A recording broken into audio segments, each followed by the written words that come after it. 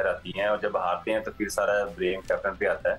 अब इमाद को और हैदर अली को कप्तान ने तो कुछ नहीं बताया होगा, ये उनकी अपनी एबिलिटी है, उनका अपना कॉन्फिडेंस था और एक्सपीरियंस उन्होंने यूज किया और जिस तरह की उन्होंने फिनिश किया है, मैं समझता राइट टाइम पे जहाँ जरूरत थी। और यही बात होती है जो एक्सपीरियंस प्लेयर होते हैं, अगर उनको कॉन्फिडेंस दिया जाए कहीं ना कहीं तो वो फिर परफॉर्म करते ही करते हैं। और इमाद की बात कर रहे थे, इमाद देखिए अगर बैटिंग में कुछ नहीं करता तो बॉलिंग में उसने बड़ी अच्छी परफॉर्मेंस दी है। बेशक उसने कम विकेटें ली हैं पर इतना ज्यादा रन नहीं दिए उसने, थ्रू आउट देखा जाए तो बड़ा अच्छा उसको यूटिलाइज दिया गया। उसने राइट टाइम पे परफॉर्म करके अब ये है कि उसने अपने 2-3 साल जो है स्क्वेयर कर लिए हैं कि अब वो बिल्कुल ही अगले मैचों में भी परफॉर्म करेगा इंशाल्लाह। एंड यू नो अब कायनात आई थिंक सुल्तान जमात की बात अपनी तरफ, हमने पूरी टीम को अभी हम लोग बात करेंगे, but Sultan you know have been consistent. अब बहुत मुश्किल है उनको भी हराना, बट अगर एक टीम है जो उनको हरा सकती है और टफ टाइम दे सकती है, that is actually Islamabad United. So it is going to be a good contest, ये तो हमें पता है।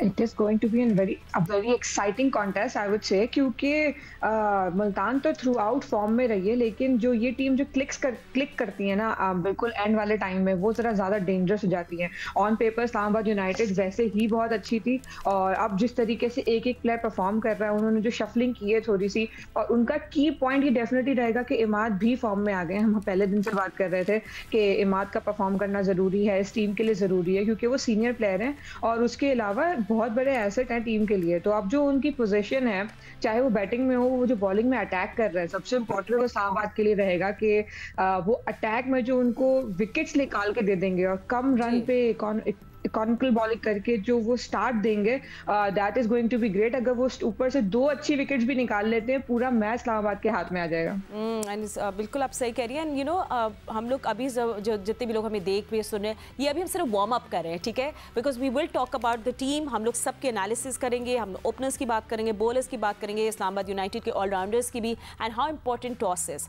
बट ये थोड़ी सी देर में, so we just warming up and you know just talking about the team. And Bhatti साहब आपसे भी पूछेंगे, आई थिंक मुल्तान सुल्तान के पास एक बड़ा किलर कॉम्बो है और वो एक्चुअली है बिहाइंड द सीन वाले अब्दुल रहमान, जिनको I think he is very underappreciated and underrated. उनका रिजवान का भी बहुत अच्छा। Oh Sikku, you not agreeing with me about Abdul Rahman? अच्छा यू आर, चीज को देख। अच्छा, तो अब्दुल रहमान एंड रिजवान का एक कॉम्बो बहुत अच्छा क्लिक कर दिया मुल्तान सुल्तान के लिए।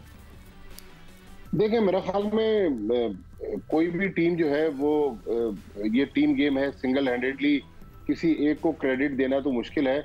मेरे ख्याल में रिजवान जिस तरह एज ए कैप्टन फ्रंट से लीड कर रहे हैं, जहां आप देखें ओपनिंग स्टैंड अच्छा है मुल्तान को, वहां मुल्तान की टीम फिर उसको रोकना मुश्किल हो जाता है। फिर जिस प्लेयर ने फर्क डाला है फातिमा इस मुल्तान सुल्तान की कैंपेन में कि आज वो फाइनल खेल रही है, वो है उस्मान खान। अब थोड़ी देर पहले हमारे जियो न्यूज के डेस्क वाले ही पूछ रहे थे कि जो कैंप के लिए लड़के अनाउंस हो रहे हैं, क्या उस्मान खान उनमें प्रोबेबल्स में शामिल होंगे?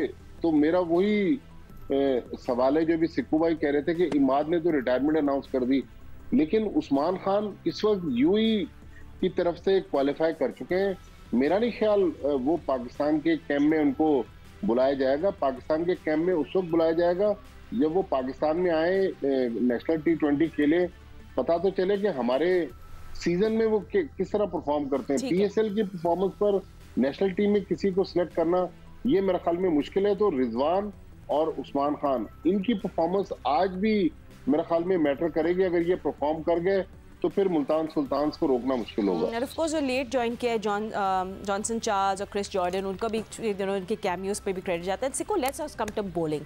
आई मीन जो स्टैंड आउट बॉलर है मुल्तान सुल्तान के लिए, आपको पता है वो उसामा मीर है, and he could be a poster boy to how somebody worked on himself. आपको पता है उनका इंटरनेशनली इतना अच्छा नहीं रहा था, you know, his debut and everything, but he worked on himself. अभी बड़े consistent है, we see the line and length and you know एक मयार देखने को मिल रहा है, कहते हैं ना quality and standard, so he is just also very very good for Multan Sultan. भी बड़ी अच्छी बात की है भट्टी साहब ने कि जी अब क्या PSL से ही लोगों को सेलेक्ट करें। अगर हम पाकिस्तान टीम की बात करते हैं तो उसामा ने बिल्कुल अच्छी बॉलिंग नहीं की, किसी ने उनके हाथ नहीं रोके हुए थे। यहाँ पे वो उन्होंने बहुत ही आउटस्टैंडिंग बॉलिंग कर दी है, 23 आउट कर दिए हैं, 11 मैचेस में उनके 23 आउट हैं।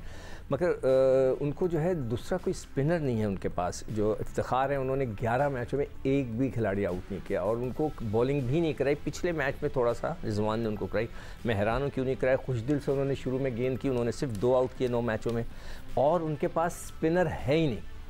ये एक थोड़ा सा, अगर पाकिस्तान में मैं हमेशा कहता हूँ कि सब कॉन्टिनेंट में स्पिनर्स तगड़े होने चाहिए। इसके कंपेयर करेंगे, अगर आप उनके पास इमाद है, ठीक है ना, आगा अच्छी गेंद करता है, तो शादाब खुद है। नहीं, मैं I am talking about spinners. Shadab खुद है, अच्छा, आगा भी है, उसने शायद 2 ऑलराउंडर्स। मैं स्पिनर्स की बात करूँ तो स्पिनर्स जो है थोड़े इस्लामाबाद की तरफ तगड़े हैं, और अगर कंपेयर करें उनकी तरफ अगर आप आ जाए तो उनकी बॉलिंग के अंदर, मगर जैसे फास्ट बॉलर्स हैं तो फिर मोहम्मद अली ने बड़ी अच्छी बॉलिंग कराई हुई है, अब्बास है, अली है। तो ठीक है रज़ाक, आप भी थोड़ी दोनों बॉलिंग को डिफरेंस अगर हम लोग कंपेयर करें, सो डू यू थिंक के Multan Islamabad United looks better in the bowling department? Definitely देखिए, टीम का बड़ा इम्पैक्ट पड़ता है, और जब आपके बैट्समैन परफॉर्म कर रहे हो तो जो बैट्समैन और जो बॉलर्स हैं उनको कॉन्फिडेंस काफ़ी मिलता है। और अगर उसामा मीर किसी और टीम में खेल रहे होते, जैसे कराची है या लाहौर है या फिर कोई पेशावर की टीम है, तो इतना ज़्यादा इम्पैक्ट ना डाल सकते। पर ये जो टीम कॉम्बिनेशन होता है, कॉन्फिडेंस होता है, ये आपको बूस्ट करता है।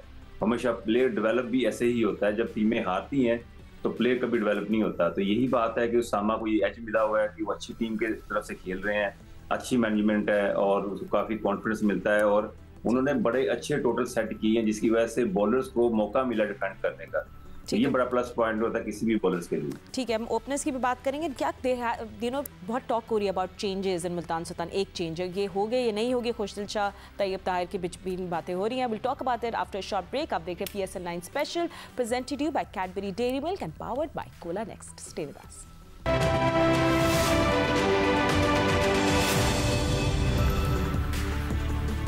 Welcome back after the break. I think हम अपने conversation की last stage में आ गए हैं. Who can win PSL 9? I think that's the big question, key question for today. और हमारे experts हमारे साथ हैं. But Alex Hales आपको पता है जैसे फॉर्म में नहीं है, Colin Munro injured हो गए हैं. So we want to know कि यहाँ कुछ क्या होगा मार्टिन गुप्टिल के साथ, कि Alex Hales ही आएंगे ओपनिंग करने, क्योंकि ये कुछ एक चेंज है हो सकती है. और मुल्तान सुल्तान के लिए भी बात की जा रही है कि खुशदिल या तैयब ताहिर की जगह तैयब ताहिर इन दोनों में से कोई एक सेलेक्ट हो सकता है.